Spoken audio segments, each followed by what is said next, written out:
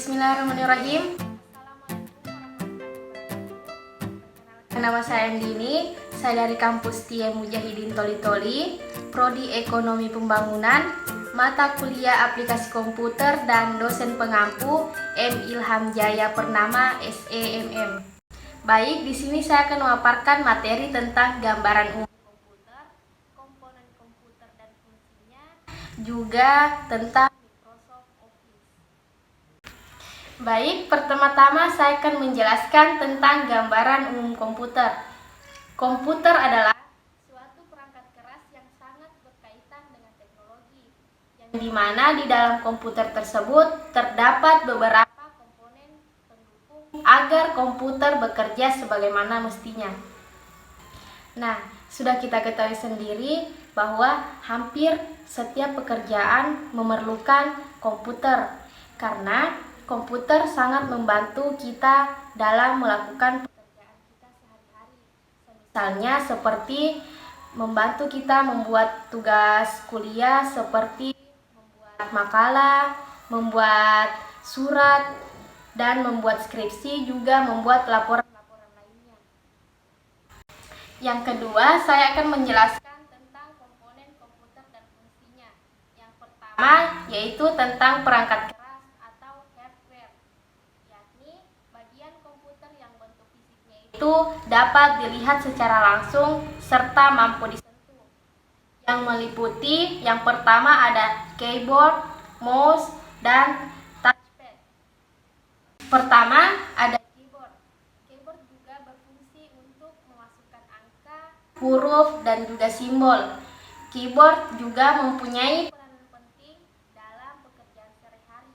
Misalnya seperti menulis email, membuat dokumen, dan menciptakan konten-konten sebagai penyampaian informasi. Yang kedua ada mouse. Kenapa dibilang mouse? Karena bentuk dan ukurannya itu menyerupai tikus. Maka komponen komputer untuk mengarahkan kursor komputer yang satu ini diberi nama mouse. Mouse ini juga terdiri dari 3 bagian, yakni tombol kiri sebagai penentuan OK, tombol kanan sebagai penentu menu, dan tombol kiri untuk membuka atau menutup tab. Yang ketiga yaitu touchpad. Touchpad ini sebagai pengganti mouse. Maka setiap laptop itu disediakan bantalan kursor yang disebut dengan touchpad. Yang kedua ada unit keluaran atau output device. Komponen komputer selanjutnya adalah unit keluaran atau output device, yang akan menampilkan data di dalam komputer setelah kita memprosesnya melalui input device, yang meliputi monitor dan juga printer. Monitor merupakan layar komputer yang berfungsi untuk menampilkan seluruh pemrosesan data, mulai dari teks, gambar, audio, hingga video pada monitor komputer kita. Selanjutnya ada printer. Komponen komputer yang satu ini berfungsi untuk melakukan percetakan. Selanjutnya yang ketiga yaitu unit pemrosesan atau proses device. Peran output dan input device tidak akan berfungsi tanpa adanya proses device, yang meliputi RAM dan juga CPU atau prosesor. RAM yaitu Random Access Memory, merupakan memori internal yang berfungsi menyimpan data di komputer.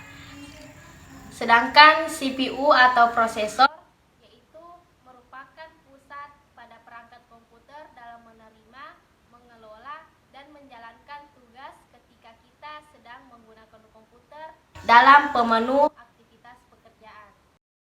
Yang keempat ada unit tambahan atau peripheral. Penggunaan unit tambahan ini berfungsi untuk memaksimalkan fungsi dari komputer yang sedang kita gunakan, yang meliputi ada modem dan juga flash disk. Modem biasanya mempunyai ragam bentuk seperti modem kabel, dial-up, DSL, hingga GSM. Sedangkan flash disk yaitu merupakan tempat penyimpanan kecil atau portable yang data esensial. Yang kelima, ada unit penyimpanan atau storage device. Setelah semua data yang kita olah selesai diproses, saatnya melalui proses penyimpanan di storage device, yang meliputi yang pertama ada perangkat lunak atau software, yang kedua ada perangkat lunak pengantoran atau Microsoft Word, dan yang ketiga ada perangkat lunak browser internet atau web browser. Perangkat lunak yaitu proses pengolahan data yang akan tersimpan dalam perangkat lunak atau software dan proses penyimpanannya secara digital. Dan perangkat lunak pengantoran yaitu yang terdiri dari berbagai macam jenis seperti Word, Excel, dan PowerPoint.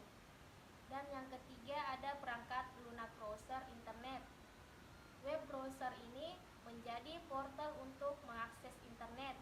Biasanya secara otomatis histori dari kunjungan web yang akan kita lakukan akan tersimpan. Selanjutnya yang terakhir yaitu Microsoft Office. Microsoft Office digunakan sebagai software pendukung dalam menunjang pekerjaan. Microsoft Office juga sebuah paket perangkat lunak serta perangkat lunak server yang dikembangkan oleh Microsoft. Umumnya, Microsoft Office ini digunakan sebagai alat untuk mempermudah aktivitas keperluan lain seperti membuat surat dan menyimpan data-data. Sekian dari saya, lebih kan bila